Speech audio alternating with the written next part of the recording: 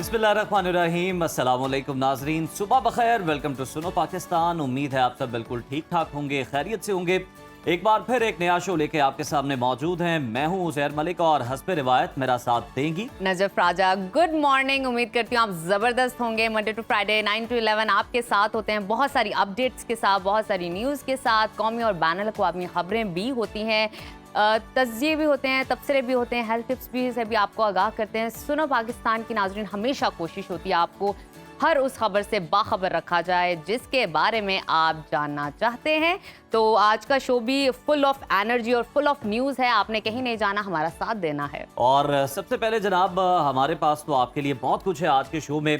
और आप भी अगर हमारे शो का हिस्सा बनना चाहते हैं या प्रोग्राम से मुतालिक अपना कीमती फीडबैक हमें देना चाहते हैं तो हमारे सोशल मीडिया अकाउंट्स हाजिर हैं, उन्हें लाइक कीजिए, सब्सक्राइब करें। और अगर कोई नई बात सीखने को मिले तो उसे अपने दोस्तों और रिश्तेदारों के साथ जरूर शेयर कीजिए। तो प्रोग्राम का बकायदा आगाज होता है नजफ वेदर के साथ। एग्जैक्टली, प्रोग्राम का बकायदा आगाज करते हैं। मौसम की सूरत हाल से आपको बताते हैं आज मुल्क के मुख्तलिफ इलाकों में मौसम कैसा रहने वाला है।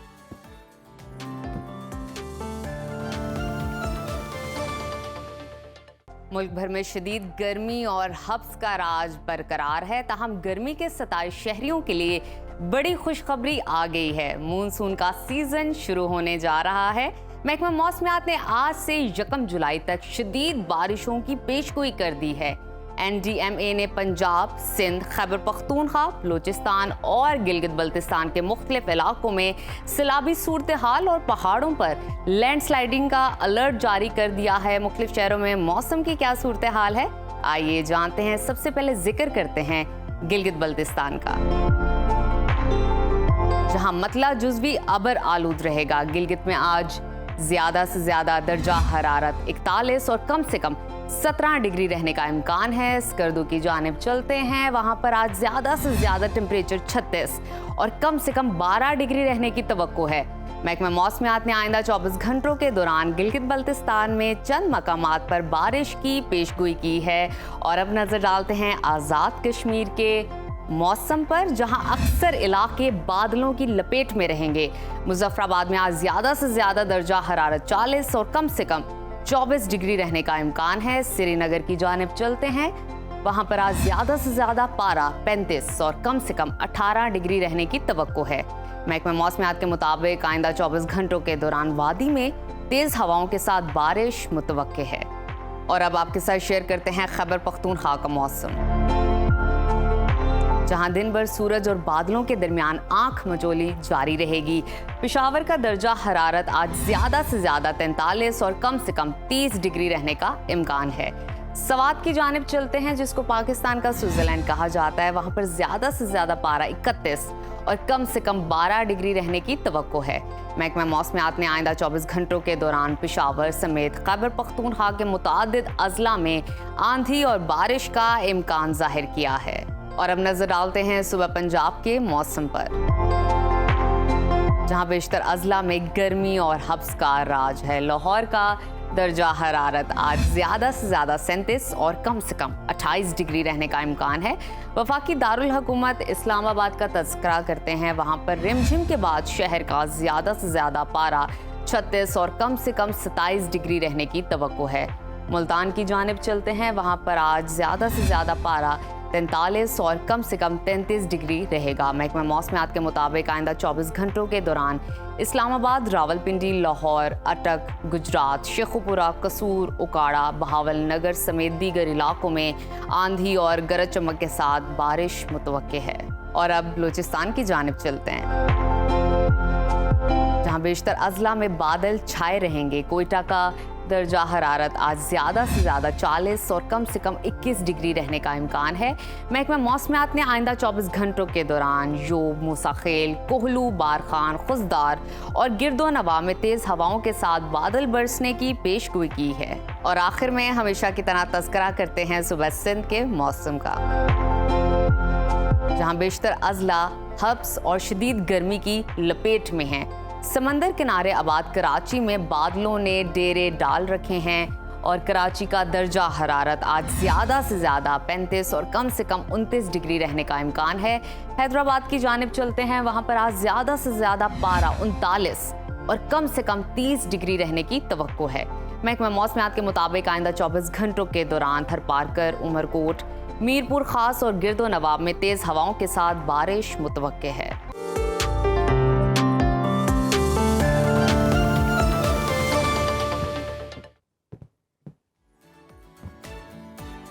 मौसम की सूरत हाल आपने जानी। प्रोग्राम में आगे बढ़ते हैं, बात करते हैं मशरिक़ वुस्ता की सूरत हाल की। तो खित्ता बड़ी तबाही से बच गया है। ईरान और इसराइल के दरमियान जंग बंदी हो चुकी है। अमरीकी सदर ने दावा किया है कि इसराइल और ईरान दोनों ही जंग रोकना चाहते थे। ये उनके लिए एहसास की बात है कि उन्होंने न सिर्फ ईरान की जौहरी तंसीबात को तबाह किया बल्कि जंग भी रुकवा दी। लेकिन जंग बंदी के फौरी बाद इसराइल ने ईरान पर सीज फायर की खिलाफ वर्जी का इल्जाम लगाया और दोबारा हमले का ऐलान कर दिया, जिस पर अमरीकी सदर का पारा खासा हाई नजर आया। उन्होंने इसराइल को शट अप कॉल देते हुए खबरदार किया कि अगर ईरान पर हमला किया गया तो ये जंग बंदी की बड़ी खिलाफ वर्जी होगी। इसराइली वज़ीर आज़म ने दावा किया कि वो ईरान के खिलाफ जंग के तमाम अहदाफ हासिल कर चुके, ताहम इसराइल किसी भी वक्त कार्रवाई की आज़ादी बरकरार रखेगा। ईरानी सदर ने मशरूत जंग बंदी पर आमादगी जाहिर करते हुए वाजे किया है कि इसराइल ने हमला ना किया तो ईरान सीज फायर और जंग बंदी का एहतराम करेगा और अगर खिलाफ वर्जी की गई तो भरपूर जवाब देंगे। सुप्रीम लीडर आयतुल्लाह खामनाई ने आलमी बरादरी को दो टोक अल्फाज में पैगाम दिया है कि ईरानी कौम सरेंडर करने वाली नहीं और किसी की ज्यादती के आगे सर नहीं झुकाएगी। दूसरी जानिब रूस ने ईरान इसराइल जंग बंदी पर खदशात का इजहार करते हुए कहा है कि कहना मुश्किल है जंग बंद रहेगी या नहीं। जंग बंदी के मुआहदे पर इसराइल को हर सूरत अमल करना पड़ेगा। उधर वज़ीर आज़म शहबाज शरीफ और ईरानी सदर मसूद पेज़ेश्कियान के दरमियान टेलीफोनिक राबता हुआ। वज़ीर आज़म शहबाज शरीफ ने सलामती कौंसिल समेत हर फोरम पर ईरान की हिमायत का इआदा किया, जबकि ईरानी सदर ने तनाज़े के हल में पाकिस्तान के किरदार का एतराफ़ करते हुए कशीदगी के दौरान हिमायत पर शुक्रिया अदा किया। इस मौके पर दोनों रहनुमाओं ने मुस्लिम उम्मा में राबते मजीद बढ़ाने पर इत्तेफाक कर लिया है। इसी तमाम तर सूरत हाल पर बात करेंगे। हमारे साथ मौजूद हैं आलमी उमूर की माहिर डॉक्टर सुंदस मुस्तकीम साहिबा। Welcome to Suno Pakistan doctor Sundas and good morning. सबसे पहले आपसे जानना चाहेंगे कि ईरान और इसराइल के दरमियान सीज फायर हो गया है, इसराइल को पसपाई का सामना भी करना पड़ा। अब आप मिडल ईस्ट के मुस्तकबिल का मंजरनामा किस जानिब जाता देख रही हैं? इस जंग के बाद मिडल ईस्ट पे क्या तब्दीलियां आ सकती? जी thank you for in programme. Middle East में सबसे पहले अगर हम ऑयल रिजर्वेट की बात करें तो आपने देखा कि जैसे ही जंग किसी भी खत्ते में जुड़ती है तो जैसा मैं हमेशा कहती हूँ कि जंग से जो है पूरा मुल्क एक्सपोज होता है। तो आपने देखा कि अमेरिका में भी आप देखें कि कितने हर जगह तेल की कीमतें जो है पूरी दुनिया में जो है वो बहुत ज्यादा बढ़ गई थी। 80 बैरल का जो है वो एक बैरल जो $80 का हो गया था और ट्रेड बहुत बुरी तरह मुतासिर हुई थी। आप देखेंगे कि गल्फ कंट्रीज है, पर्शियन है, ट्रेड रूट है, बहुत बुरी तरह मुतासिर। अभी भी जो है आप देखेंगे इंडिया ने जो पाकिस्तान ने ये किया कि अपनी फिजाई हदूद जो है वो पाकिस्तान ने बंद रखी। ईरान के खिलाफ पाकिस्तान ने बिल्कुल भी जो अपनी फिजाई हदूद जो है वो नहीं इस्तेमाल होने दी थी और तो पाकिस्तान की तरह तमाम मिडिल ईस्ट कंट्रीज ने, तमाम मुस्लिम ममालिक जो है वो ईरान का साथ दिया है। और बल्कि अगर कहा गया मशावरत के लिए तो कि अगर अपने अड्डे इस्तेमाल करने दिलाने के लिए तो कुछ कंट्रीज से यही कहना था कि हमने ऑलरेडी अमेरिका को अड्डे दिए हैं तो फिजाई हदूद जो अमेरिका के खिलाफ नहीं किसी मुस्लिम कंट्री में इस्तेमाल होने दी, जो कि सबसे पुरस्कार बात है। पाकिस्तान का बहुत ही बैलेंस्ड सियासी और सिफारती स्टैंड है। डिप्लोमेटिकली पाकिस्तान बहुत बैलेंस्ड पोजीशन पर जो रहा है। और मिडिल ईस्टर्न कंट्रीज में जब देखेंगे आई ऑलवेज से कि जब पूरी उम्मत मुस्लिमा की बात है तो एक हद तक आपको सपोर्ट करना चाहिए, लेकिन आपने देखा कि तमाम मुस्लिम कंट्रीज में कतर ने सबसे ज्यादा जो है वो इम्पोर्टेंट रोल कतर का रहा है इस सीज फायर में। रशिया की टॉप लीडरशिप मिलती रही है। अब्बास अराक्ची जो है ईरान के उनसे जो रशिया की जो टॉप लीडरशिप मिली है। चाइना का बहुत इंपॉर्टेंट रोल रहा है, लेकिन कतर ने भी जो है वो डायरेक्ट कांटेक्ट में थे ईरान के साथ। तो सिर्फ अमेरिका को ये क्रेडिट नहीं जाता, तमाम मुस्लिम कंट्रीज को, तमाम खलीजी ममालिक ने। तुर्किया बहुत सपोर्टिव रहा है, बहुत उनके मतलब स्टेटमेंट्स भी आते रहे हैं। तो तमाम मिडिल ईस्टर्न कंट्रीज ने जो है अपना बहुत इंपॉर्टेंट रोल प्ले किया है सीज फायर को करो। बिल्कुल ठीक है। अच्छा डॉक्टर साहिबा, जंगबंदी तो होगी लेकिन रूस ने ईरान इसराइल जंगबंदी पर कुछ खदशात का इजहार किया है और कहा है, उनका कहना है कि मुश्किल है कि जंगबंदी जो है बरकरार रहेगी या नहीं। आपके ख्याल में ये सीज फायर खत्ते के अमन के लिए कितना देपार साबित हो सकता है? जी अभी देखिए सीज फायर ये किस हद तक रहेगी तो आने वाला वक्त बताएगा, लेकिन फिलहाल जो है वो ट्रम्प ने देखे तब ट्रम्प ने कहा कि सीज फायर का ऐलान कब किया, जब उनके अपने अड्डों पर हमला किया गया। तो ये बिल्कुल पाकिस्तान और जो भारत वाला जो मॉडल है दोबारा से रिपीट हुआ। जैसे अमेरिका के अड्डों पर हमला किया गया वैसे ही जो है वो सीज फायर का ऐलान हो गया। और रशिया इजराइल ने जो है वो खुद अमेरिका को कहा था, क्योंकि अमेरिका में जो इजरायली डायस्पोरा है वो बहुत स्ट्रांग है। अगर उनकी मशावरत ना होती तो कभी भी ट्रम्प जो है वो ना सीज फायर की तरफ जाता, बल्कि अमेरिकन खुद जो है वो सीज फायर को सपोर्ट कर रहे हैं। और 57% आपने देखा जो अमेरिकन जो है वो अब ट्रम्प के इस फैसले के खिलाफ हो गए। वो नहीं चाहते थे कि ईरान पर हमले किए जाए।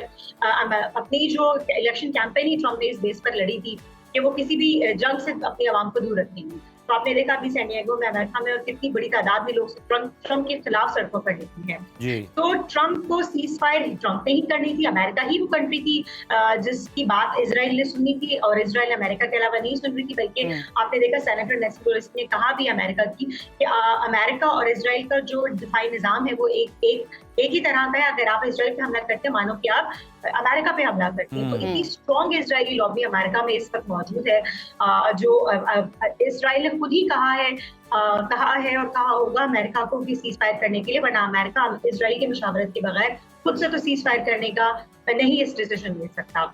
तो इजराइल की जानिब से देखा जाए तो सिर्फ अमेरिका ही वो मुल्क है जिसने सीज फायर डील करवाई है। लेकिन अगर ईरान की जानिब से बिल्कुल अमेरिका ने ही सीज फायर करवाई है। डॉक्टर साहिबा बिल्कुल दुरुस्त फरमा रही हैं, लेकिन कतर का रोल जो है वो बड़ा इंपॉर्टेंट है। आप पहले भी बात कर रही थी। कतर के हवाले से मैं आपसे जानना चाहूंगा, अगर हम देखें कोई तालिबान की टॉक्स हो रही हो तो वो कतर जो है वो होस्ट कर रहा होता है। उसके अलावा हमने देखा कि गजा के अंदर जंगबंदी करवाने के लिए और फौरी तौर पर जो मामला है उनको रुकवाने के लिए इसराइल की जारियत को कतर ने बड़ा एक्टिव रोल प्ले किया। अब भी हमने देखा कि कतर ने बड़ा एक्टिव रोल जो है वो प्ले किया ईरान और इसराइल के दरमियान जंग रुकवाने में, अमेरिका के दरमियान, और इस रोल को तस्लीम भी किया गया। सबसे बड़ा फौजी अड्डा भी मिडल ईस्ट के अंदर अगर हम देखें तो वो कतर में है अमेरिका का। तो आप क्या समझती हैं कि कतर का कितना इंपॉर्टेंट रोल है, कितना बड़ा कद है मिडल ईस्ट के अंदर, क्या उनकी कन्विंसिंग पावर्स हैं और उसके पीछे क्या उनकी ताकत है? कतर से अगली बात प्लीज रिपीट कीजिएगा। आपकी आखिरी बात नहीं क्लियर हुई। कतर, मैं आपसे ये जानना चाह रहा हूँ कि कतर जो है वो इस तरह के हमेशा मीडिएट करवाने में जो है वो पहल करता है और हम देखते हैं कि वो बड़ी कामयाबी से ये कर भी पाता है। क्या आप समझती हैं कि जो कतर की बड़ी अच्छी जबरदस्त कन्विंसिंग पावर है उसके पीछे क्या ताकत है, क्या रोल है कतर का? जी देखिए, अभी आप देखें जो मिडिल ईस्टर्न कंट्रीज, जो रिच मुस्लिम कंट्रीज हैं, उनके साथ ट्रेड अमेरिका की जो है वो जारी और सारी, और यही डील्स करवाने कुछ अर्सा पहले ट्रम्प आए थे।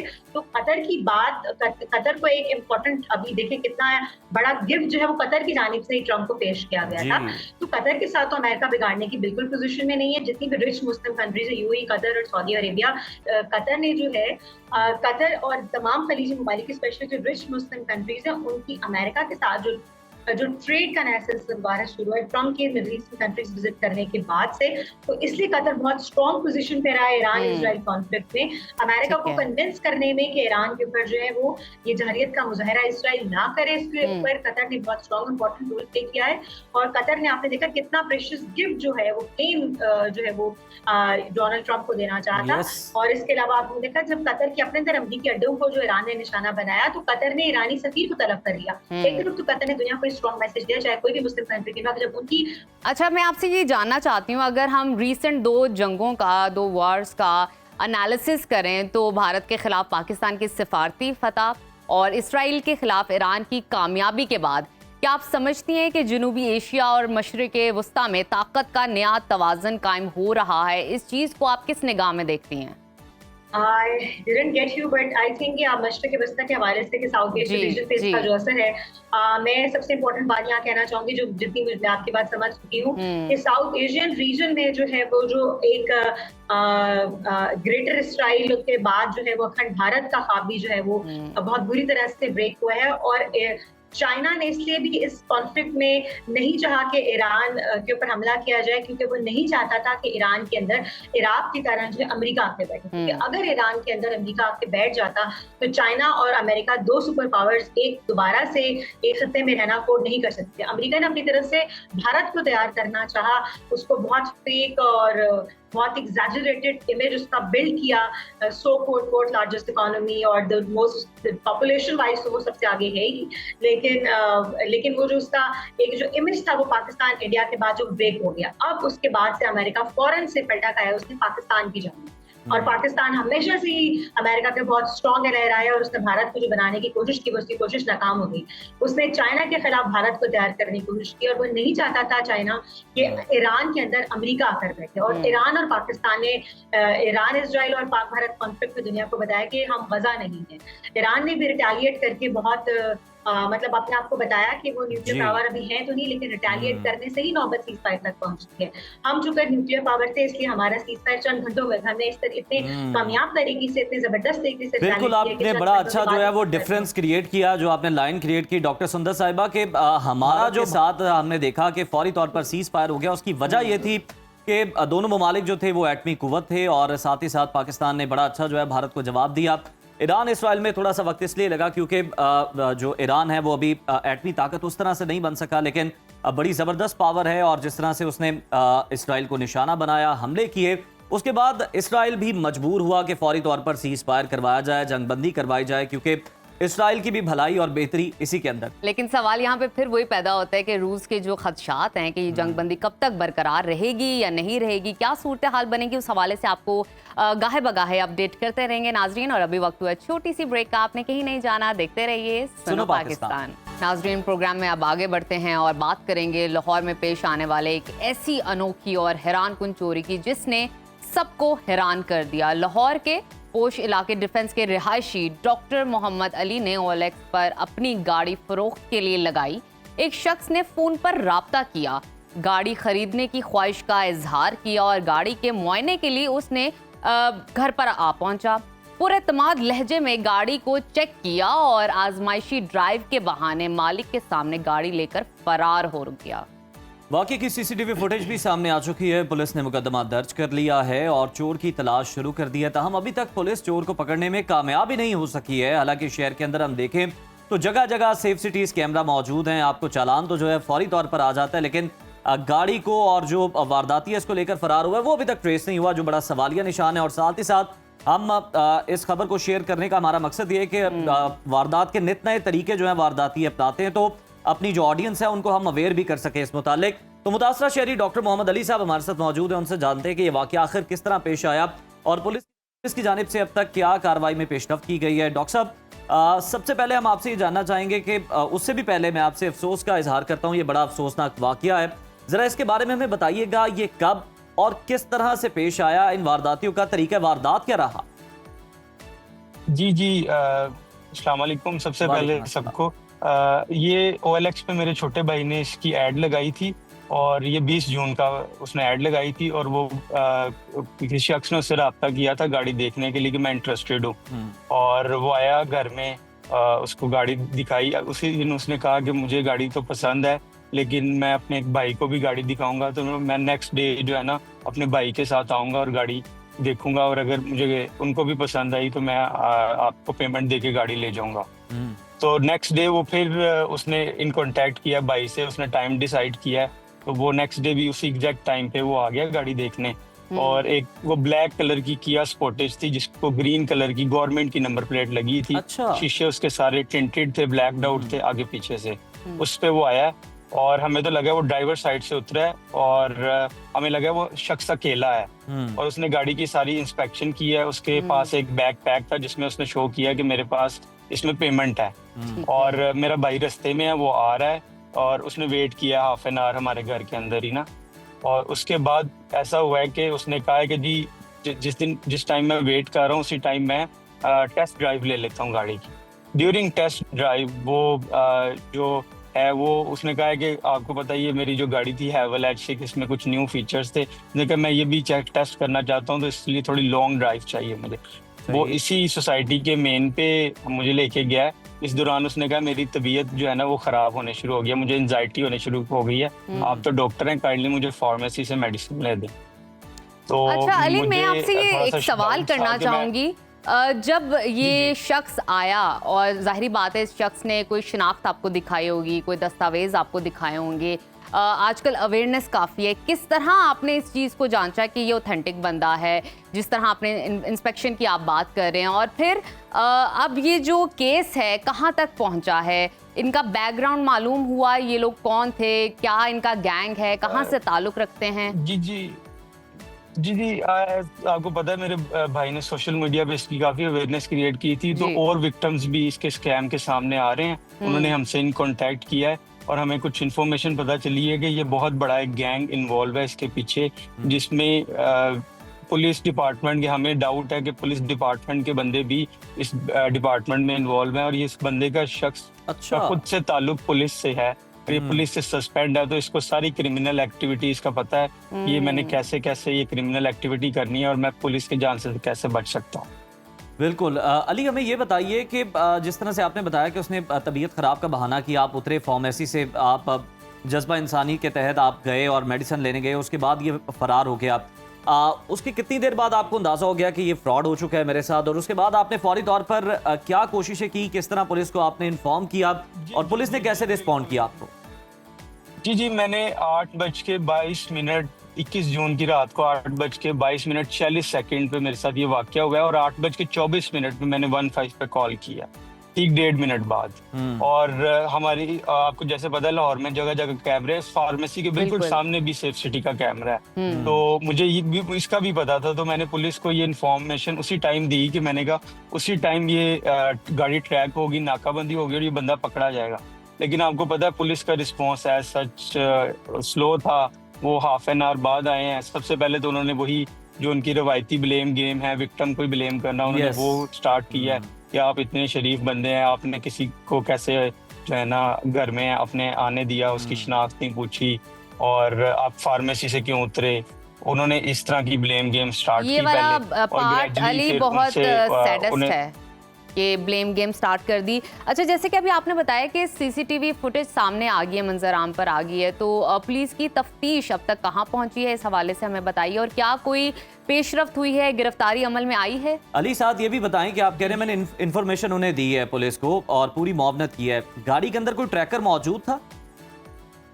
जी, अभी ये मैंने 3 हफ्ते ही गाड़ी पहले परचेज की थी और इस गाड़ी में अभी तक कोई ट्रैकर मौजूद नहीं था। अच्छा, ठीक है। और जिस तरह पुलिस का ताल्लुक है, ये जो सीसीटीवी कैमरास की वीडियोस भी सामने आई हैं, ये हमारी सोसाइटी में मेरे घर की और जो सोसाइटी के आसपास घर हैं, ये उनकी सीसीटीवी फुटेज ही है। सेफ सिटीज के कैमरास तो बंद हैं वहाँ पे। वो मैं कल सेफ सिटी में पुलिस के साथ कोऑर्डिनेशन में गया था, वो जो कैमरेज वहाँ पे लगे हुए हैं जहाँ से गाड़ी गुजरी है, वो कैमरेज ही नहीं। अली, ये बताइए कि सेफ सिटीज कैमरा आप बता रहे हैं कि आप गए हैं और बड़ा जबरदस्त निजाम है उसका, आपको क्या मालूम हो सका इस गाड़ी ने लाहौर से एग्जिट किया है या लाहौर के अंदर ही ये गाड़ी मौजूद है? जी, इसका अभी तक पता नहीं चला, क्योंकि सेफ सिटीज के कैमरास जहाँ से ये गाड़ी गुजरी है तो वो कैमराज ही ऑफ हैं वहाँ पे। वो इस वजह से इसके बारे में इंफॉर्मेशन अभी तक कुछ नहीं पता चली सकी। बहरहाल मेरा पुलिस और लेकिन अली, हमें ये बताइए कि पुलिस की तफ्तीश कहाँ तक पहुंची है? जी, पुलिस की तफ्तीश अभी वो दूसरे कैमरास देख रहे हैं डिफरेंट किस्म के, लेकिन एज सच पुलिस का कोई पॉजिटिव या इतना कोई strictly quick response, Swift response सामने नहीं आया। वो कहते हैं इट टेक्स टाइम, आप हमें काफी टाइम दें और उसके बाद ही कोई पेशरफ्त होगी। अभी तक पुलिस से हमें कोई किसी किस्म की न्यू इन्फॉर्मेशन सामने नहीं मिली। बिल्कुल ठीक है, लेकिन हम उम्मीद करते हैं कि हमारे प्लेटफॉर्म के तवसत से जो भी आला अफसरान देख रहे हैं पुलिस के, वो यकीनन आपसे रब्ता भी करेंगे और आपकी जो है वो हेल्प भी करेंगे। और हम ये उम्मीद करते हैं कि जल्द अज जल्द जो आपकी गाड़ी है वो आपको मिल जाए और इसमें पुलिस जो है वो आपकी भरपूर मुआवनत करे और शहरियों के लिए भी इसमें अवेयरनेस है, पैगाम है। डॉक्टर मोहम्मद अली, बहुत शुक्रिया आपके वक्त का। नाजरीन, ये एक और नया तरीका वारदात था जो कि शहर लाहौर के बासी की जानिब से विटनेस किया गया और इसमें सब जो देखने वाले हैं उनके लिए पैगाम है, क्योंकि हम सभी इस तरह के गाड़ियों को बेचने के लिए या मुख्तलिफ चीज़ों को बेचने खरीदने के लिए ऑनलाइन प्लेटफॉर्म्स का इस्तेमाल कर रहे होते हैं, क्योंकि सहूलत तो बहुत है लेकिन इसमें आपको बहुत ज़्यादा एहतियात बरतने की ज़रूरत है। बिल्कुल, और इसी के साथ लेते हैं एक छोटी सी ब्रेक। आपने कहीं नहीं जाना, देखते रहिए सुनो Pakistan. Welcome back to Suno Pakistan. नाजरीन, गर्मियों का मौसम हो और आम का जिक्र ना हो, ऐसा हो नहीं सकता। पाकिस्तान के दिल लाहौर में ऐसा इवेंट हुआ जिसने आम के चाहने वालों के चेहरों पर खुशी बिखेर दी, फिजा को खुशबुओं और रंगों से भर दिया। Tourism development corporation of Punjab की जानिब से मुनक्किद किए जाने वाले इस मैंगो फेस्टिवल 2025 में न सिर्फ आमों की दर्जनों इकसाम के स्टॉल्स लगाए गए, बल्कि आमों की पेंटिंग्स, बच्चों के लिए face painting, magic show, puppet show, mango products, cultural performances और फोरम की जानिब से आम की काश्त पर मालूमाती प्रेजेंटेशन समेत बहुत कुछ पेश किया गया। हमारी रिपोर्टर रुबीना यूसुफ ने आमों से सजे इस खूबसूरत फेस्टिवल पर एक खुसूसी रिपोर्ट तैयार की है। आइए आपको दिखाते हैं।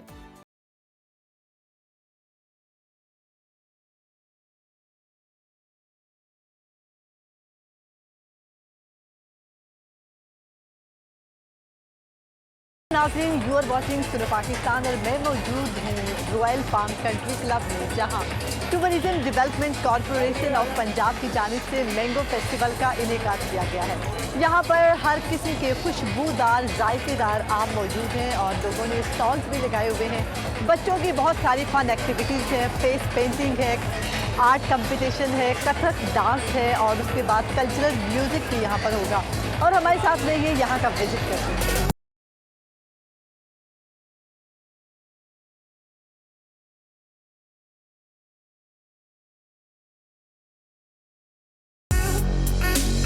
Good morning. Good morning. How are you? I am fine, how are you? I am good. अच्छा, इतनी ज़बरदस्त डिशेज हैं, मुझे थोड़ा सा इंट्रोड्यूस करवा दें कि क्या है ये? जी जी जरूर जरूर। अब हर चीज़ के अंदर हमने मैंगो का इस्तेमाल किया। मैंगो पर लटके भी हैं और नीचे भी मैंगो। ओके। अच्छा, ये जो है ये थाई मैंगो सैलड है। ओके, थोड़ा स्पाइसी होता है, टैंगी होता है। ये जो है ये मैंगो कैनापी है। ओके। ये आप वन बाइट सर्विंग one होती bite है serving। जी। ये जो है हमारा चिकन मैंगो थाई करी है विद है। स्टीम राइस है। ओके। ये जो है हमारा ये है मैंगो डिलाइट, ट्राइफल डिलाइट है, मैंगो है। ट्राइफल डिलाइट है। ओके, ज़बरदस्त। ये मैंगो टैंगो है। ज़बरदस्त। अच्छा, मुझे बताइएगा कि ये सब कुछ आप लोगों की टीम ने बनाया? टीम ने बनाया। अच्छा, बिल्कुल। जैसे सीजनल फ्रूट्स आते हैं तो आप लोग इस तरह की चीज़ें बनाते जी हैं? जी बिल्कुल। और खुद से क्रिएटिविटी में? ये सारी क्रिएटिव की गई हैं खुद से ठीक है। हाँ जी।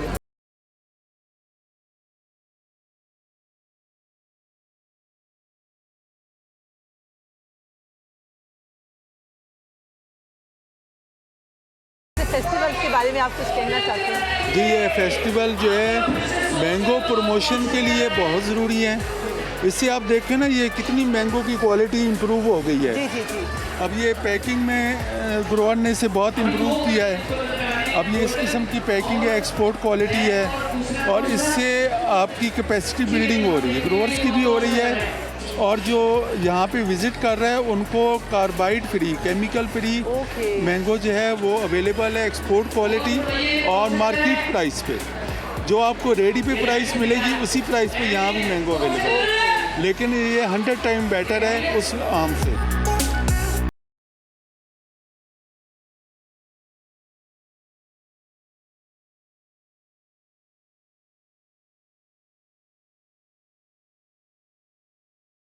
गया अब आप लोगों ने यहाँ पर कुछ बेचने के लिए भी है? नहीं, ये सिर्फ हमारे स्टूडेंट का जो वर्क है वो शोकेस डिस्प्ले करने के लिए। ठीक है। हम टेप्टा की तरफ से हैं। हमारे बच्चे जो हैं वो डिफरेंट स्किल सीखते हैं थ्रू आउट 3 इयर्स। ये 3 इयर्स डिप्लोमा होता है फैशन डिज़ाइनिंग का, तो उसमें हमारे बच्चे डिफरेंट चीज़ें आप जैसे देख रही हैं, तो ये सारा हैंडमेड है। ये कुशन्स बच्चों ने कुशन्स बनाए हैं, हैंडमेड है, paintings। वो सब कुछ हैंडमेड है। पेंटिंग्स हैंडमेड हैं, सब बच्चों ने खुद बनाया है।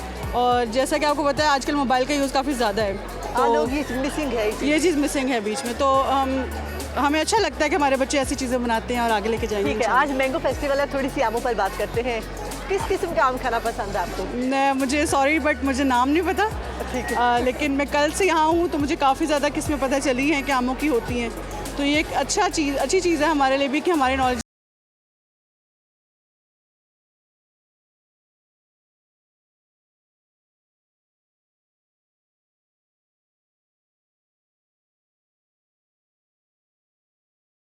आपने स्टॉल लगाया हुआ है, मुझे बताइएगा इसके बारे में थोड़ा सा। ये है कि ये Canadian college of hospitality management and culinary arts है।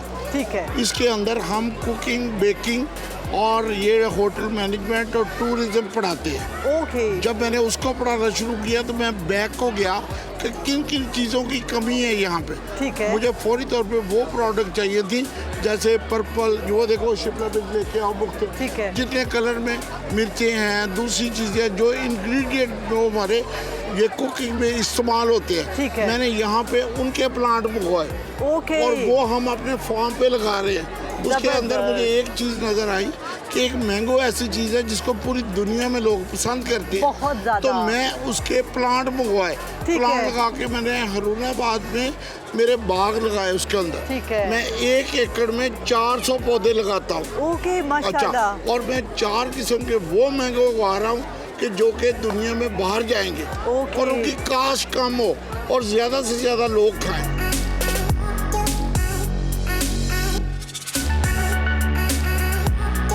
ये आपने खुद बनाया? जी, ये सारा कुछ मैंने खुद बनाया है अपने हाथ से। इतनी जदीद टेक्नोलॉजी में अपने हाथों से कैसे बना रही हैं? ये जो काम है ना, ये हमारा एक खानदानी काम है, नस्ल दर नस्ल आ रहा है, हमारी छठी पीढ़ी है जो ये हमारी काम कर रही है। तो इस काम को मेरे बच्चे भी सीख रहे हैं, मैं भी कर रही हूँ। ये ट्रेडिशनल दौर है तो उसके हिसाब से हमने चीज़ें बनाई हैं। ये पेन होल्डर बनाए हैं, पहले चंगेरे होती थी। ये हमने ज्वेलरी बॉक्स बनाए हैं, टिश्यू पैक बनाए हैं, ये फूल बनाए हैं, ये स्टूल बनाए हैं। ये हॉट पॉट है रोटी के लिए जो लोग बहुत पसंद करते हैं। रोटी दान हमने बनाया है, ये गर्मी की बेहतरीन सौगात और तोहफा है। इसमें रोटी आपकी गर्म भी रहेगी, पानी पसीना भी नहीं छोड़ेगा।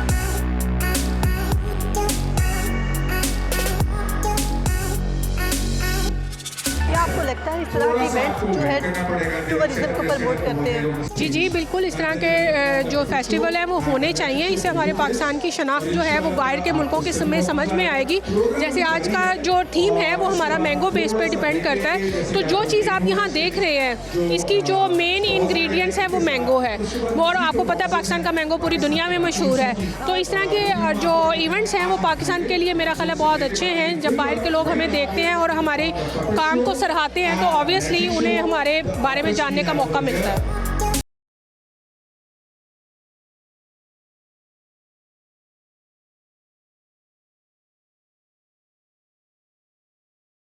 अस्सलाम वालेकुम। वालेकुम अस्सलाम। क्या हाल है? ऑल गुड अल्हम्दुलिल्लाह। मैंगो फेस्टिवल इससे पहले कभी अटेंड किया? नहीं, ये it's the first time we have ever been to any mango festival in Pakistan. तो ये अल्हम्दुलिल्लाह it's a very good initiative. So are you enjoying? So for very good. बच्चों के लिए भी उन्होंने अरेंजमेंट किया हुआ है, दे आर ऑल्सो एंजॉइंग। और हम जो है इस दौरान जो है वो मैंगो एक्सप्लोर कर रहे हैं। कौन सी किस्म का आम खाना पसंद है आपको? मैंगो तो हर तरह का होता है, वो बड़ा ही एक डिलीशियस होता है पाकिस्तान का, वर्ल्ड वाइड जाना जाता है। सबसे ज़्यादा फेमस जो है अनवर अटोल है। और it's a very delicious one, small one, सबसे ज़्यादा मीठा आम। ठीक है, आम को आपको उसका जूस पीना पसंद है, मिल्क शेक पीना पसंद है या फिर ऐसे? आम एक वाहिद फल है आई गेस जिसको हर तरह से इस्तेमाल करें वो यू एंजॉय इट। चाहे आप सादा खाएं, चाहे आप उसका शेक बनाएं, चाहे जूस पिएं।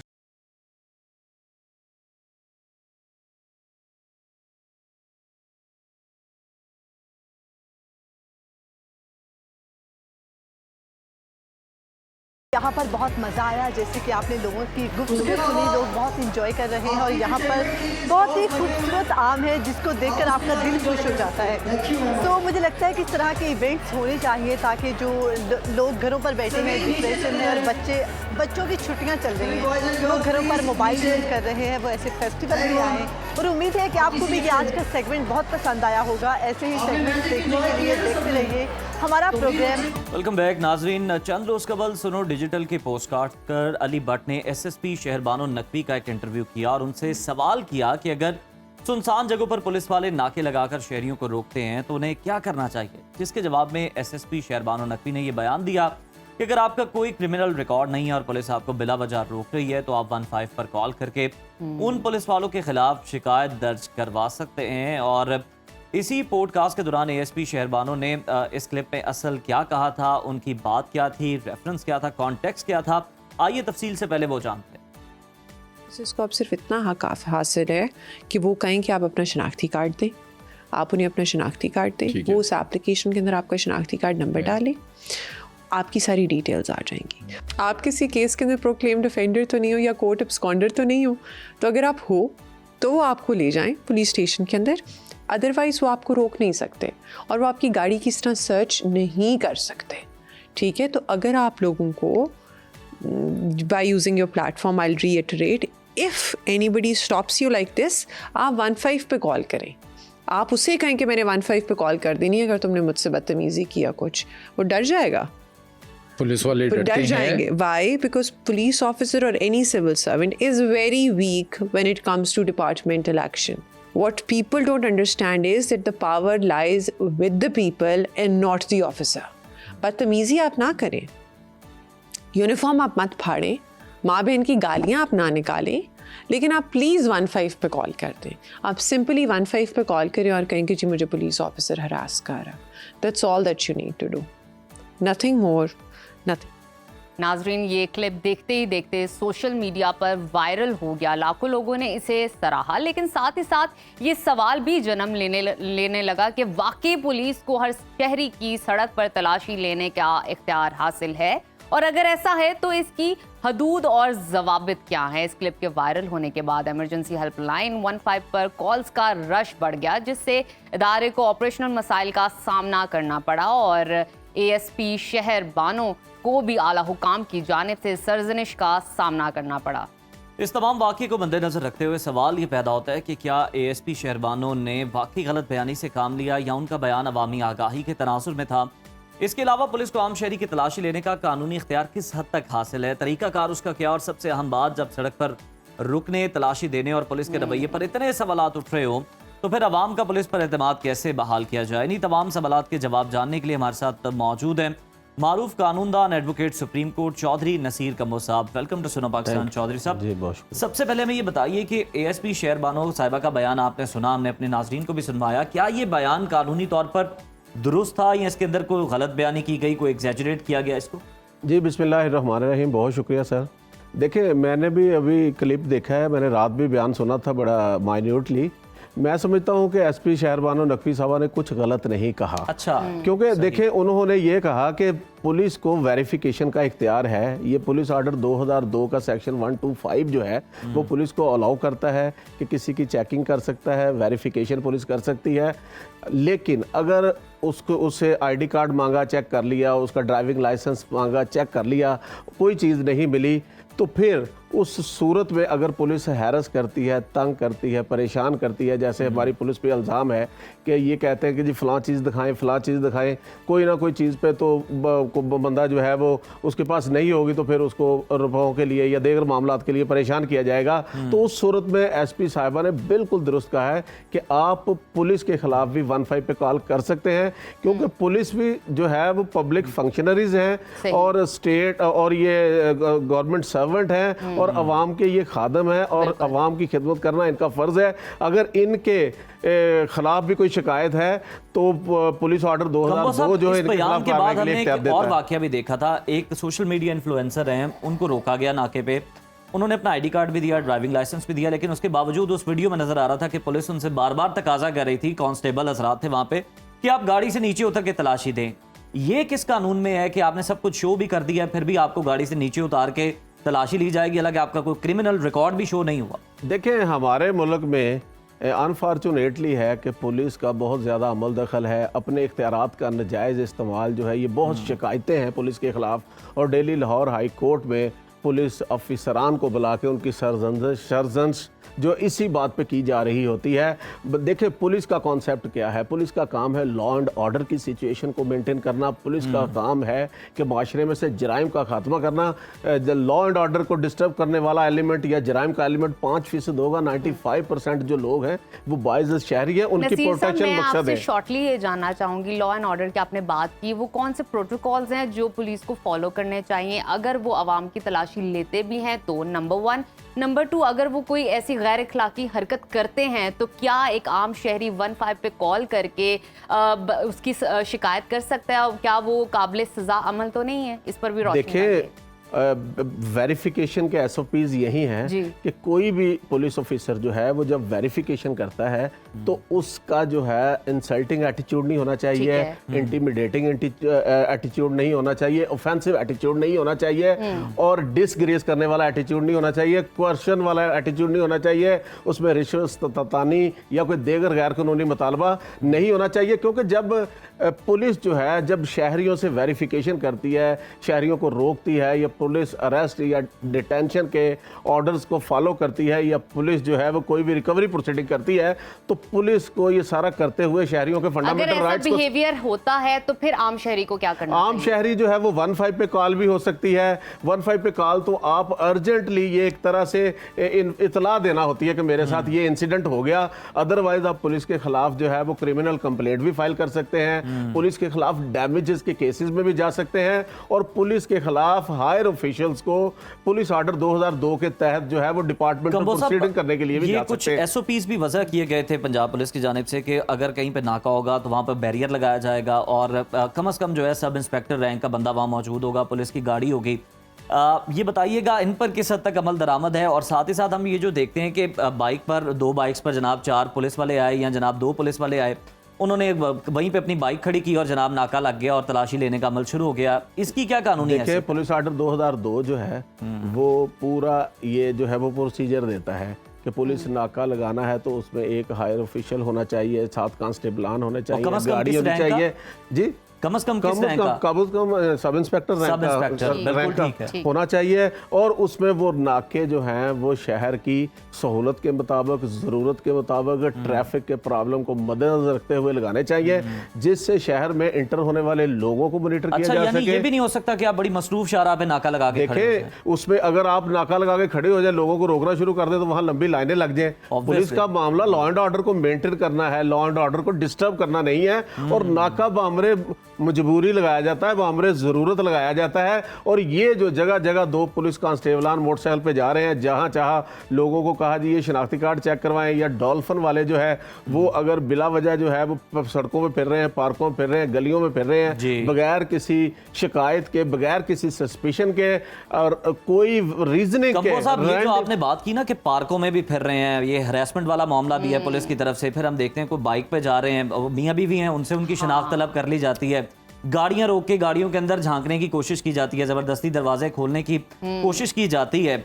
इस पर इनके खिलाफ क्या कार्रवाई हो सकती है, क्या सजा हो सकती है और इस अमल के बारे में आप क्या कहेंगे?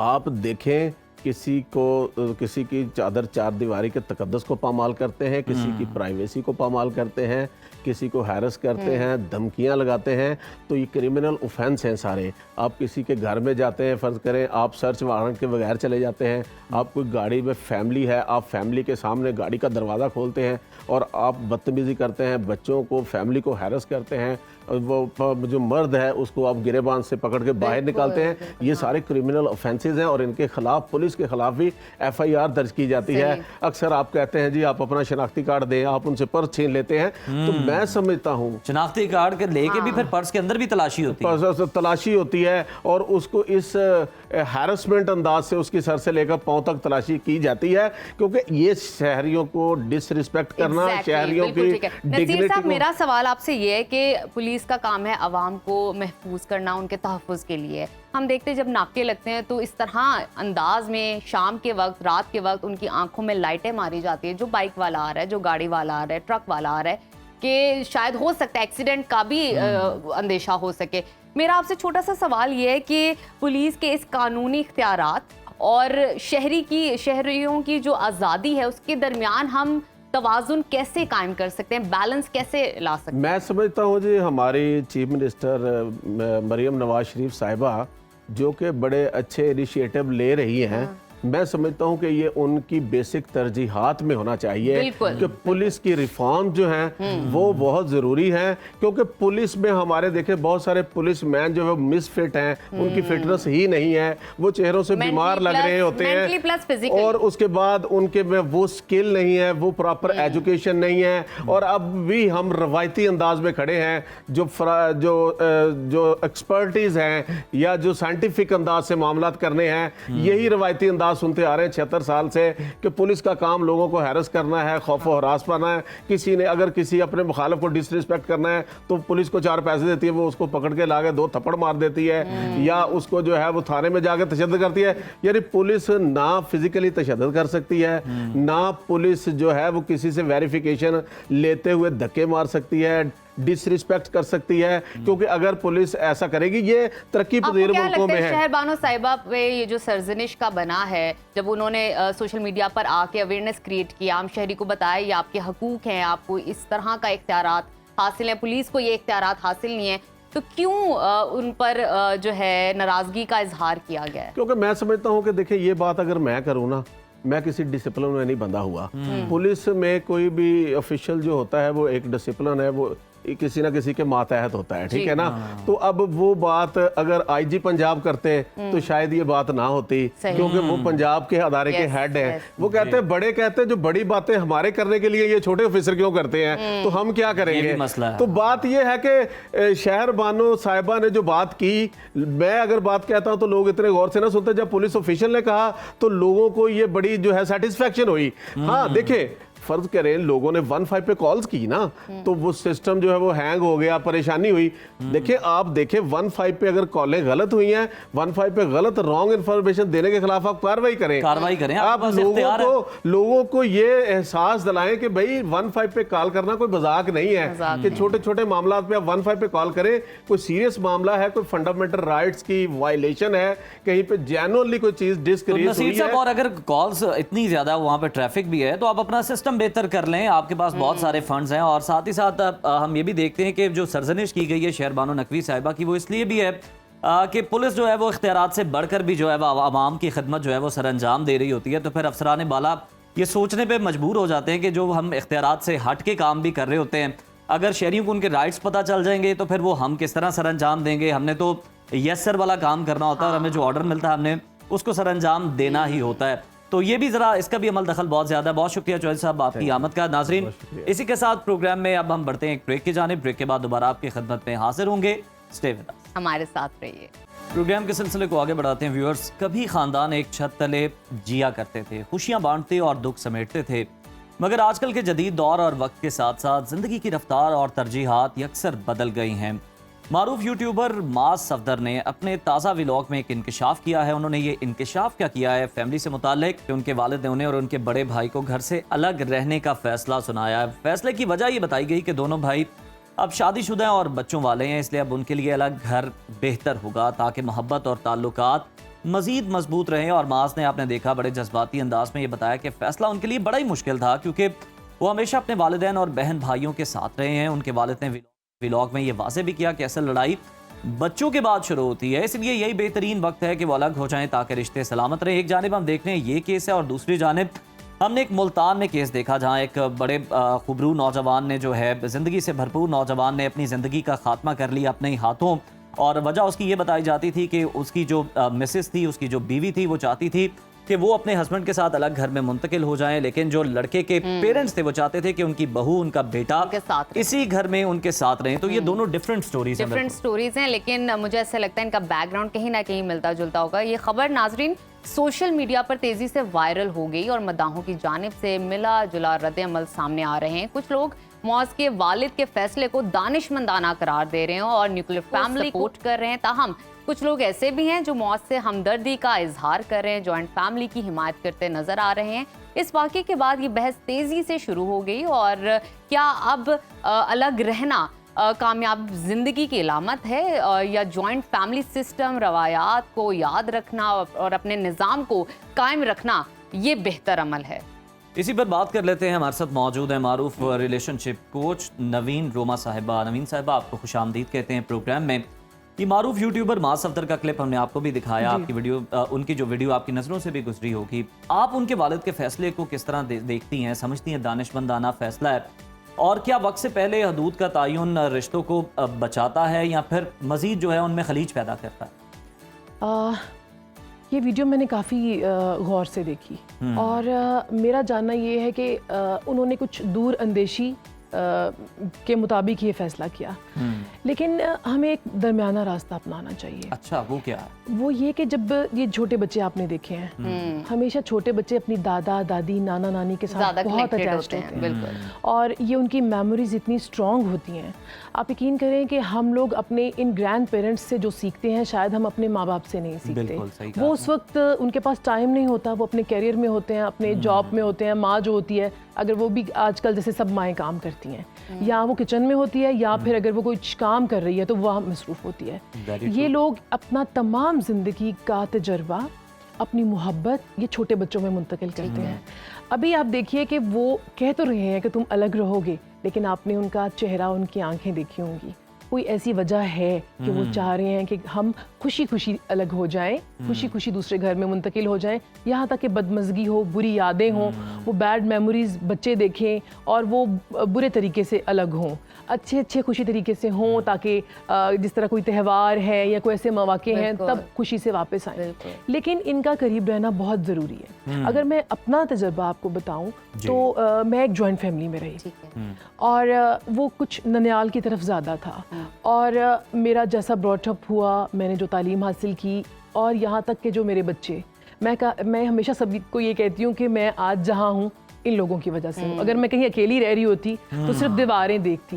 बच्चों के लिए हमें एक दरमियाना रास्ता अपनाना चाहिए, या बिल्कुल अलग नहीं होना चाहिए। जिस बात की बात की, मुझे तो दोनों की आंखों में ही सैडनेस नजर आई है, बिल्कुल। लेकिन बात ये दोनों अपने अपने पॉइंट्स पे ठीक है।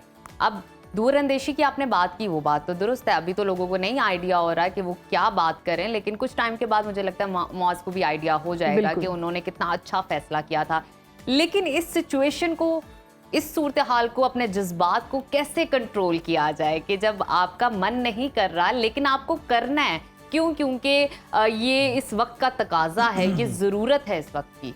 कैसे हो सकता है? ज़रूरत तो है, क्योंकि अभी हम देखते हैं कि जिस तरह बच्चों की स्टडीज़ हैं वो डिस्टर्ब हो जाती हैं जब वो एक साथ रहते हैं और वो हर वक्त खेलते रहते हैं। जॉइंट फैमिली कैसे कंट्रोल करें? सैडनेस का कंट्रोल अभी उन दोनों की आंखों में नजर वो तो मुश्किल है, क्योंकि आप जब अलग हो जाते हो तो फिर आप वीकेंड पे मुलाकात हो सकती है या किसी ईद और इस तरह के मौके पे हो सकती है, लेकिन जो एक साथ रहना होता है, सुबह शाम का दादा दादी उठते हैं, बच्चों को देखते हैं, अपना प्यार उनमें मुंतकिल करते हैं और कहते हैं कि आपको अपनी औलाद से ज़्यादा अपनी औलाद की औलाद ज़्यादा अच्छी लगती है। ये मुश्किल होता है, लेकिन उन्होंने सोचा होगा कि इसमें भी उनकी मसलहत होगी।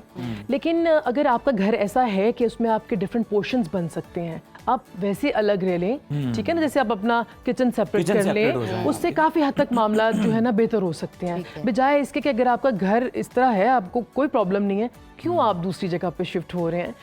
अपने आप को, हमें, हमारी जो बहुएं हैं, जो नई लड़कियां हैं, उनको भी थोड़ा सा ये सोचना चाहिए। लेकिन अगर मैं आपसे सवाल करना चाहूँ, ऑब्वियसली आपका इस पे काफ़ी ग्रिप है इस सब्जेक्ट पे, आप क्या समझती हैं, न्यूक्लियर फैमिली बेहतर रहती है या जॉइंट फैमिली बेहतर रहती है? देखिए, जॉइंट फैमिली जिस तरह से अब बच्चों की स्टडीज़ बहुत मुश्किल हो गई हैं, हर अपने अपने हमारी जो है वो प्रायोरिटीज़ हैं, उसमें अगर आपके पास अपॉर्चुनिटी है फिर आप करिए। अब देखिए, मैंने देखा है कि अपना घर है, बहुत अच्छा है, ठीक ठाक है, लेकिन आप जाके रेंट के घर पे रह रहे हैं, आपका बजट खराब हो रहा है, आप फिर एक अगर जॉब करने दोनों निकलते हैं, एक मेड रख रहे हैं, वो बच्चों को मार रही है और वो प्यार नहीं दे रही है, उनके पास बच्चा हमारा वो उस तरह से रिचनेस उसमें नहीं आ रही है, तो आप थोड़ा सा इंतज़ार करें, बजाय कि आप कहीं जाकर अलग से मुश्किल जगह पर एक बड़े घर से छोटे घर में मुंतकिल हो जाएं। या तो आपके पास अच्छी अपॉर्चुनिटी है तो फिर आप चीज़ों को मैनेज करें, लेकिन अगर आप एक अच्छी जगह से निकलकर जहाँ पर हम थोड़े से सब्र तहम्मुल से रह सकते हैं और एक दूसरी जगह पर जाएं, बच्चे भी वहाँ पर, जैसे बड़े घर से आप अगर छोटे फ्लैट में मुंतकिल होते हैं तो वहाँ पर बच्चे कहते हैं ये तो छोटा है, यहाँ तो मज़ा ही नहीं आ रहा, दादा के घर में कितना मज़ा आता था। अब मास के वालिद ने जो बात की, ऑब्वियसली वो बात उनकी ठीक भी है कि अब आपके बच्चे जो हैं हो गए हैं और फिर हम देखते हैं कि बच्चों से ही जो है ना लड़ाइयाँ शुरू हो जाती हैं। हालांकि बच्चे जो हैं वो लड़ झगड़ के वापस फिर जो है सुलह कर लेते हैं, एक साथ खेल रहे होते हैं, लेकिन पेरेंट्स जो हैं वो दिलों में कीना पाल लेते हैं। बिल्कुल। अब ये बताइएगा कि ये जो उन्होंने कदम उठाया है, आप समझती हैं कि तर्क ताल्लुक से ये दूरी बेहतर है, ज़रा अलग अलग रह जाएं तो ये है कि मिलना जुलना जो है वो चलता रहेगा, ये है कि ताल्लुक ख़त्म नहीं होगा, दिलों में उस तरह से जो है वो फासले नहीं आएंगे? बिल्कुल, अगर हमें तो ये ऐसा लगे कि अब सिचुएशन ऐसी है कि कोई दूसरा चारा नहीं है तो बजाय वही आपकी बात, बिल्कुल एक दूसरे से आप बुरा ताल्लुक करके एकदम से साइड पर हों, तर्क ताल्लुक करके कभी कभी मिलना अच्छा है। अगर ये हमारी सोसाइटी में ज़्यादा है, मैंने कुछ अरब सोसाइटीज़ में देखा है और आप देख लीजिए कि यूरोपियन कंट्रीज़ में भी ऐसा है कि जब अगर वो एक साथ भी रह रहे हैं ना तो वो जो जिसकी नई शादी होती है उसको थोड़ा सा अलग करते हैं, प्राइवेसी का जरा ख्याल रखा कि लड़की आई है, इसकी अपनी मर्जी है कि मैं अपना घर इस तरह से संवारूं, अंडरस्टैंड कर लें एक दूसरे को। जी बिल्कुल। और हम समझते हैं अगर इसने किचन अलग किया ना तो हमारी सास साहिबा समझेंगी, ये तो कंट्रोल आ गया, ये तो मेरी जो हुकूमत है ये तो सारी हिल गई है, इसकी तो बुनियादें हिल गई हैं। तो दिल दोनों तरफ से बड़ा करना पड़ेगा। अगर साथ रहना है तो उसको भी माँ समझे, और अगर नहीं रहना तो फिर इसको क्लियर बता दिया जाए कि मेरे में हौसला नहीं है तो फिर ये फैसला ठीक है। बिल्कुल। मेरी एक कुलीग है, वो उनके 2 बच्चे हैं। वो जब सुबह काम के लिए निकलती है, एक बच्चा दादी को देती है, एक नानी को देती है। अच्छा। और वो सुबह उनको पिक एंड ड्रॉप में ही सारा काम रहता है। तो मैंने उससे कहा देखो बच्चे तो तुम्हारे वही पाल रहे हैं, तो अगर ये थोड़ा सा तुम दिल बड़ा करो और ये उनके साथ ही रहें तो कितना अच्छा हो जाए। अच्छी बात की बिल्कुल। या तो अगर हमारे पास बिल्कुल भी कोई चॉइस नहीं है फिर ये किया जाए। अगर थोड़े से सब्र तहम्मुल से प्यार कर लें, मान जाएं, तो ये बहुत ज़बरदस्त रहता है। क्योंकि हम जो आप ये देखिए सोशल मीडिया, बच्चा घर पे सिर्फ और सिर्फ आपका वो गैजेट्स देखेगा, कुछ भी नहीं करेगा, उसमें बात करना कम हो जाएगा। नानी दादी कुछ नहीं तो रात को बैठ के या किसी वक्त आपको कहानियां सुनाती हैं, स्टोरी टेलिंग इतनी स्टोरी अच्छी हो जाती है, आप होती है। सुनते हो, फिर बच्चा मसाला लगा के अपनी बातें डाल के नेक्स्ट किसी और को सुना रहा होता है वो बातें। अब ऐसा हुआ कि हमने एक अलहमरा आर्ट्स काउंसिल में शुरू किया प्रोग्राम स्टोरी टेलिंग का। जी। आप यकीन कीजिए कि लोगों ने रजिस्ट्रेशन करवाई कॉल करके कि हमारा बच्चा कह रहा है कि ये क्या होता है, उसको पता ही नहीं है। अम्मी तो इतनी मसरूफ हैं, और यूं पूरा हमारा वो पूरा एरिया जो था वो भर गया, और बच्चे यूं देख रहे हैं कि अच्छा ऐसे नानी कहानी सुनाया करती हैं दादी, तो ये ट्रेडिशन जो है वो उसको वो मिस करते हैं। तो ये छोटी छोटी चीजें हैं जो हमारी जिंदगी के तजुर्बे जो है, हम उसको भी अप्रिशिएट करेंगे। आपने इस रिवायत को जिंदा रखा, लोगों तक पहुंचाया, नई नस्ल तक पहुंचाया, उन्हें भी पता चले कि वो लुत्फ क्या होता था कि रात को जनाब आपको उनके बिस्तर पे जाकर मूंगफलियां खाते थे और स्टोरी सुनते थे। बहुत शुक्रिया आपकी आमद का, थैंक यू सो मच। तो नाज़रीन, इसी के साथ ही प्रोग्राम में अब हम बढ़ते हैं एक ब्रेक की जानिब। कहीं मत जाइए, देखते रहिए सुनो पाकिस्तान। नाज़रीन, आज दुनिया मौसीकी के उस सितारे की 16वीं बरसी है जिसने दुनिया भर में मौसीकी, रक्स और पॉप कल्चर को नई पहचान दी। माइकल जोसेफ जैक्सन, जिन्हें दुनिया किंग ऑफ पॉप के नाम से जानती है, 9 बहन भाइयों में वो 7वें नंबर पर थे और कम उम्री में ही अपनी फैमिली बैंड द जैक्सन 5 का हिस्सा बन गए। माइकल ने सिर्फ अपनी आवाज ही नहीं बल्कि अपने दिलकश अंदाज, ब्रेक डांस, खास तौर पर मून वॉक से भी करोड़ों दिल जीते। इनके एल्बम्स कई आलमी रिकॉर्ड तोड़ चुके हैं और मौसीकी की तारीख में भी नाकाबिले फरामोश मकाम हासिल कर चुके हैं। ज़ाती जिंदगी में अगर देखा जाए तो माइकल कई तनाज़ात का शिकार रहे, मगर उनकी फलाही सरगर्मियाँ, इंसान दोस्ती और नस्ली तफरीक के खिलाफ आवाज़ आज भी याद रखी जाती है। 25 जून 2009 को दिल का दौरा पड़ने से दुनिया ने एक लेजेंड को खो दिया, मगर उनकी मौसीकी आज भी हर दिल में जिंदा।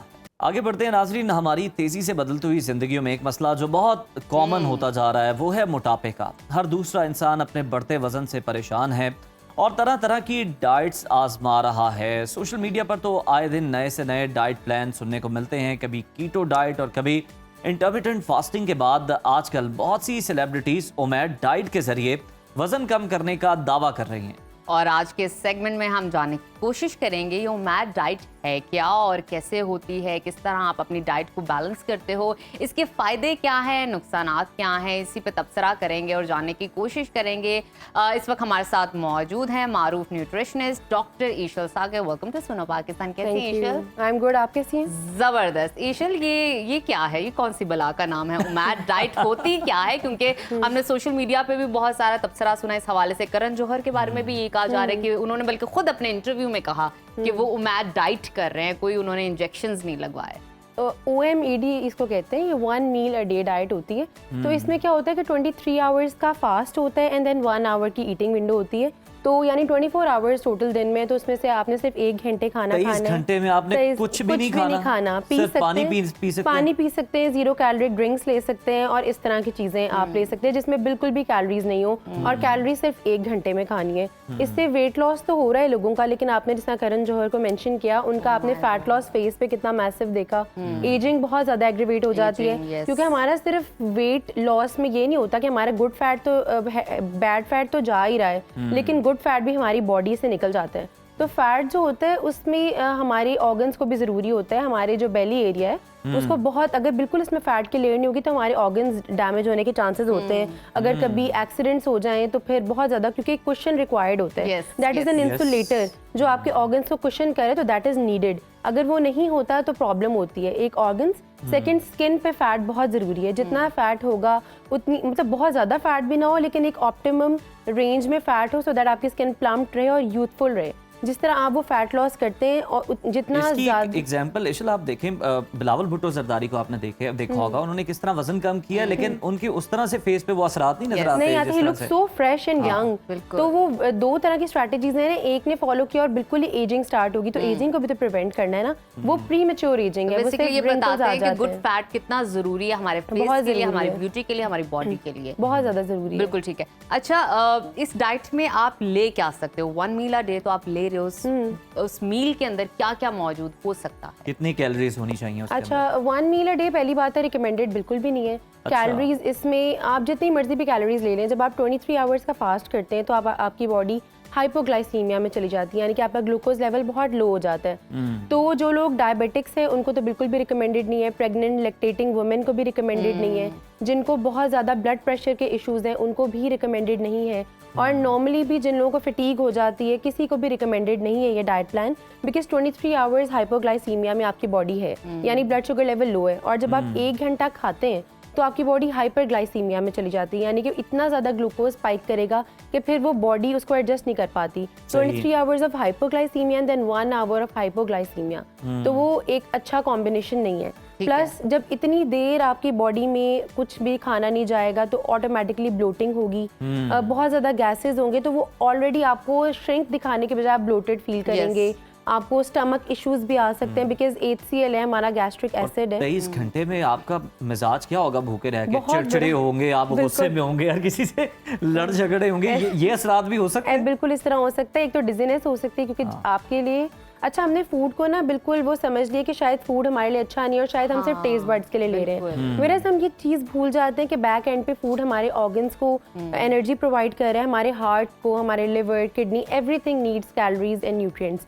हर तरह के डिफरेंट तरह के न्यूट्रिएंट्स रिक्वायर्ड हैं। जब इनको नहीं मिलेंगे तो अपनी नॉर्मल एक्टिविटीज़ किस तरह कैरी फॉरवर्ड करेंगे? इवन अगर आप सोते भी हैं तो आपको कैलोरीज की जरूरत है, सोने में भी आप ब्रीदिंग करें, आपका हार्ट चल रहा है, आपका हर ऑर्गन चल रहा है। कार्ब्स आपको बहुत जरूरी है अगर आपको अपना कॉग्निटिव प्रोसेस बेहतर करना है, माइंड सेटअप अच्छा करना है, तो कार्ब्स बहुत जरूरी है। बहुत जरूरी है। जो लोग पढ़ रहे हैं स्पेशली ये डाइट्स वो फॉलो करते हैं जो बहुत यंग जनरेशन में से हैं या बहुत टीन एजेस में, वो ये डाइट्स फॉलो करने लग जाते हैं ना, वो स्टडीज़ में फोकस कर सकते हैं, वो पहले ही न्यूट्रिएंट डेफिशिएंसीज में चल रहे होते हैं, तो उनको डिजीनेस हो जाती है, फटीग हो जाती है, प्लस ब्लड शुगर लेवल्स बहुत ड्रॉप करते हैं। फिर उसके अलावा ये होता है कि इलेक्ट्रोलाइट्स इम्बैलेंस हो जाते हैं, तो इलेक्ट्रोलाइट्स में सोडियम, पोटेशियम, मैग्नीशियम, जिंक हर चीज़ आती है, तो वो आपकी बॉडी में कम हो जाती है बिकॉज आप डाइट से ले ही नहीं रहे।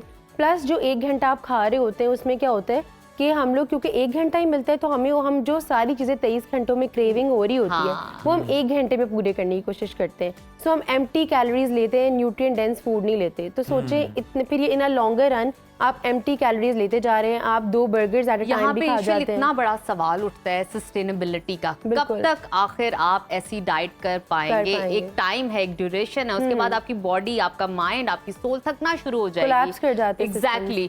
तो किस तरह की डाइट होनी चाहिए कि आपका बॉडी एनर्जी भी बैलेंस रहे, आप काम भी करते रहो, कैलोरीज इनटेक भी अच्छा हो और वेट भी लूज हो? हाँ बिल्कुल। अच्छा, इसमें ये होता है कि OMAD भी एक इंटरमिटेंट फास्टिंग की टाइप है, लेकिन उसमें फास्टिंग पीरियड बहुत ज़्यादा है, 23 आवर्स।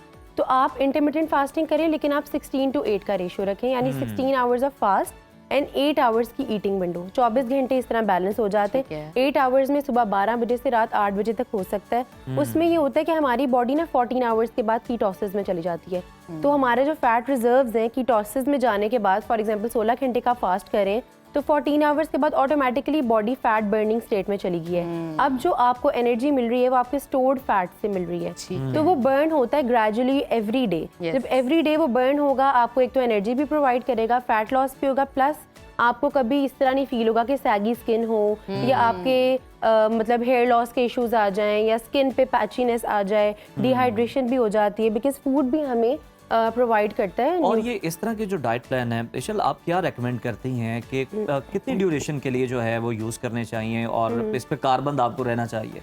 अच्छा, अगर पहली बात है दिस इज़ नॉट सस्टेनेबल, अगर आप फॉलो करते भी हैं तो not more than a week, क्योंकि अक्सर होता है कि कोई इवेंट आ रहा होता है या कोई बहुत मैसिव फैट लॉस या कोई ड्रेस में फिट होना है, आप ब्लोट हो गए, तो आपको फिर कहा जाता है कि अगर आपने करना है, पहली बात है कि न्यूट्रिशनिस्ट रिकमेंड नहीं करेगा। अगर खुद से आप करें तो 1 वीक से ज़्यादा सेफ नहीं है, बिकॉज फिर वो बहुत ज़्यादा बॉडी आहिस्ता आहिस्ता आपको न्यूट्रिएंट्स नहीं मिलते। आयशा, आप अपनी डिस्कशन के अंदर इसका बड़ा जिक्र कर रही हैं ब्लॉट होने का, ब्लोटिंग का। इसका और फैट का क्या रिलेशन है? कुछ जो लोग हैं, जो कोचेज हैं, वो कहते हैं कि कोई ब्लोटिंग नहीं होती, ये आपकी फैट होती है, आप आए जनाब इसको लूज करें। लेकिन आप बताएं कि ये इसमें हकीकत क्या है, कितनी ब्लोटिंग जो है वो आपको होती है और क्या चीज़ें जो है वो आपको ब्लॉट कर रही होती हैं, कॉज कर रही होती हैं? अच्छा, ब्लोटिंग इज़ रियल। जब आप अक्सर होता है कि हम लोग कहीं जाना हो तो स्टमक एरिया पे जनरली फील होता है ना, ब्लोटिंग आपको वहाँ फील होती है। और प्लस जो है जब सॉल्ट रिटेंशन होती है, सोडियम रिटेंशन, तो वो हमारे फेस पे और पफिनेस वगैरह आ जाती है। तो ब्लोटिंग इज रियल, ये फैट नहीं होता, हम कंफ्यूज कर जाते हैं। वेट लॉस 3 एलिमेंट से होता है, एक होता है फैट, एक होता है मसल और एक होता है वाटर। 4th एलिमेंट आ जाता है ब्लोटिंग। ब्लोटिंग मिमिक कर लेती है तो आपको फील भी हो जाता है, गैस्ट्रिक डिस्कम्फर्ट होता है, आपको पता होता है कि ये ब्लोटिंग है। तो डी ब्लोटिंग एजेंट्स आप ले लेते हैं, नॉर्मल जो टैबलेट्स मिलती हैं, या वैसे भी कुछ वेजिटेबल्स जैसे आपने कहा फूड सोर्सेज बताएं तो उसमें कैबेज है, कॉलीफ्लावर है, क्रूसीफेरस वेजिटेबल्स हैं जिसमें बहुत सारी वेजिटेबल्स इस तरह की जो रॉ खाने से आपको अक्सर ब्लोटिंग हो जाती है। और अगर आप सौंफ का पानी पी लें तो मेरे ख्याल में वो भी बड़ा बेहतर हो जाएगा। बहुत बेहतर है, वो आपकी जो है गैस्ट्रिक इश्यूज को रिजॉल्व करता है। प्लस अगर किसी को डायरिया हो गया तो सौंफ का पानी उसको इमीडिएटली हेल्प करता है, स्टॉप करता है डायरिया को। तो अच्छा, एम्प्टी स्टमक रहने से HCl की सिक्रेशन इतनी ज़्यादा हो जाती है, होती रहती है, गैस्ट्रिक एसिड बढ़ जाता है, तो आपको एसिडिटी के भी चांसेस ज़्यादा होते हैं। तो बेहतर यही है कि आप खाते पीते रहें, इंटरवल्स में खाएं, स्मॉल फ्रीक्वेंट मील्स लें सो दैट वेट भी लूज हो, और अपनी ईटिंग विंडो डिफाइन कर लें। 8 hours of eating window is fine, 1 घंटा बहुत कम है। पूरे दिन की एक्टिविटीज को कैरी फॉरवर्ड करने के लिए 1 आवर इज नॉट सफिशिएंट। ठीक है, थैंक यू सो मच विशाल, बहुत अच्छा लगा आपसे बात करके और बहुत ही बेहतरीन अंदाज में आप एक्सप्लेन करती हैं कि किस तरह की डाइट हमारी होनी चाहिए, कैसे हमें खुद की डाइट को बैलेंस करना चाहिए, स्मॉल इंटरवल्स लीजिए और इतना ज़्यादा जो है विंडो मत रखिए जिसमें आप बिल्कुल कुछ नहीं खा रहे और कुछ नहीं पी रहे। डेफिनेटली आपकी एनर्जी को भी इफेक्ट करेगा, आपके काम पे इफेक्ट करेगा और at the end of the day mind और बॉडी भी नहीं है, कोई ना कोई काम तो आपने करना है, कोई टास्क तो आप परफॉर्म कर रहे होंगे। बैठ रहे हैं तो फिर जरूर कीजिए। तो नाजरीन, ये था हमारा आज का प्रोग्राम, उम्मीद है आपको पसंद आया होगा। अपने फीडबैक से आगाह कीजिएगा क्योंकि आपका फीडबैक हमारे लिए बहुत खास है, हमें मालूम होता है कि आपको अच्छा लगा और क्या आप मजीद देखना चाहते हैं। अपने और अपने घर वालों का बहुत सारा ख्याल रखिए। हमें दीजिए इजाजत। अल्लाह हाफिज।